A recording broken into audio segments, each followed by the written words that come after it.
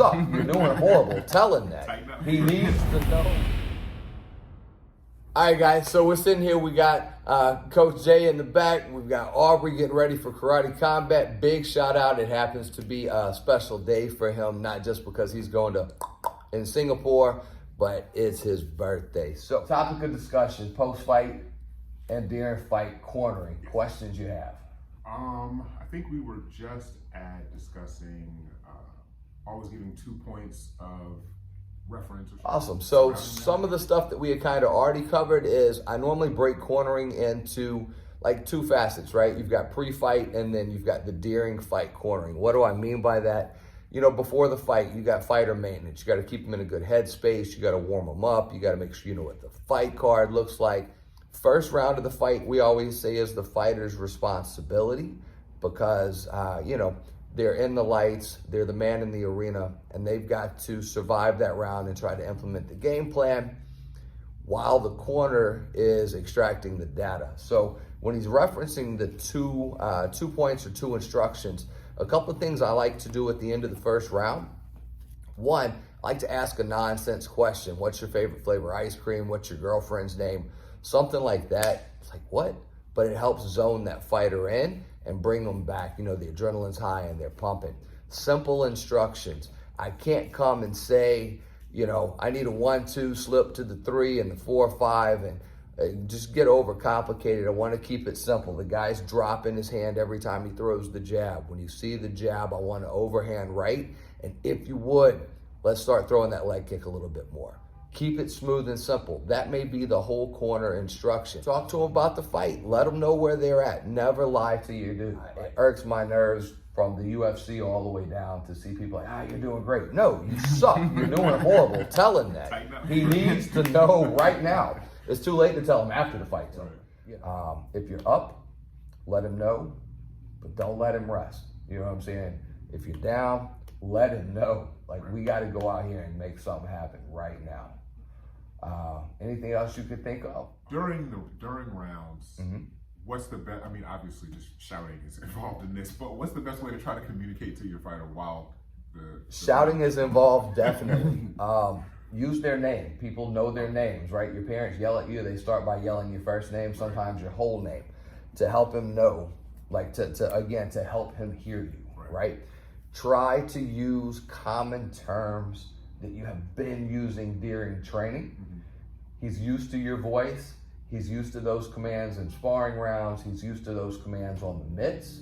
So there's some hope and expectation. The average person, I think at least, can hear their father's voice in a crowd easier than they can hear their random 5th grade teacher or somebody else, right? So you're kind of trying to draw on that. The other thing is you kind of have to see ahead or speak behind. And hear me out on this. Data overload. You can't be 1-for-1 coaching from the corner. Slip, slip, slip, outside right. Let me throw that little leg kick, over the top right. What? Because you've got the data processing loop, right? You have to tell him, he has to hear you, then he has to have like that OODA loop, that response time to put it into action. The moment is already gone. So that's why I say you have to have forethought and speak behind. So you're speaking after something's already happened, but as the corner or the coach, you perceive it to be something that's going to be recurring, it's going to happen again. So you're kind of, you know what I mean? Super simple, clear, and concise. Watch out for the right. Watch out for the right. Be ready to touch that leg when the moment opens. But you can't be given, you're not a remote control. So you're not going to get that kind of PS5 response time on the trigger. You know what I mean? Well, random. I mean, I did have the first fight, and I was calling both of y'all a lot. So, yeah, like a couple days before the fight, some things that are like, what do you like doing? I mean, I know what we did our first couple days, like pretty much just hang out. Not, you know, I've been to enough fights of ours, but we kind of just hung out and stuff. But do you have like a to-do about how you want to hang out before, like days before the fight, hours before the fight, night before? I think staying in fight mindset, but not being consumed by it is another balance, right? Like the psychology there. I like when the fighters like to sleep because it means that they're in kind of a cool mode. They're not just jittery, Right. you know, bouncing all over the place. They want to take a nap, let them take a nap. You know, if they play video games and they want to take their station with them and play some NCAA or whatever, let that happen. Remind them to eat. Remind them to drink.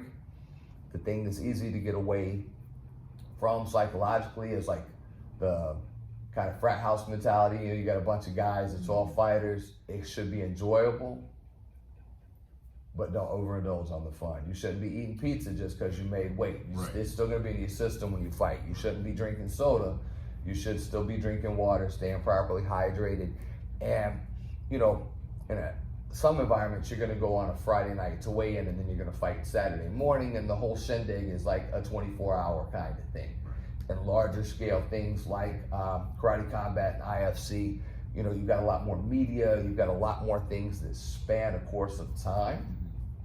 So I think if you're 3, 5, 7 days out from the event, but as a portion of the process, you know, get on the mitts at least once or twice a day. A thing that I kind of adopted real early on is I don't like the we're going to take the week of the fight off mentality. I think you've trained hard, your body's primed, you've got psychological and like the neurophysical kind of connected. Why would you stop and give 5 days of break and then try to pick up? That would be like getting out of bed and going straight into the arena without warming up. You know, you want to do everything you can to mitigate injury, but you know, you'll see our fighters still in here, you know, Thursday night before a Friday weigh-in, getting some light rolls or hitting some light mitts. We're not going to do any hard sparring, nothing, but you want to keep that body primed and in motion. I'm a real big advocate of that for sure. It's easy to be like, all right, we need to relax.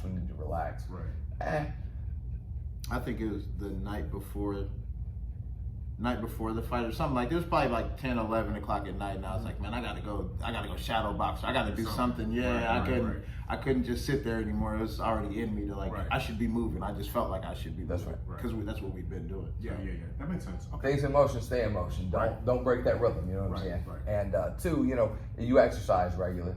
You're not like, when you exercise regularly, you keep that little bit of tension. That tension feels healthy, it feels safe, right? And then you take a vacation or something, and you lose that little bit of tension, but you don't feel as primed, right? So a big advocate of that mentality. Yeah, I've experienced that a lot, just that kind of take a little break from whatever your exercise is, and technically you can still do what you were doing before, but it doesn't feel as, you don't feel as confident. Yep.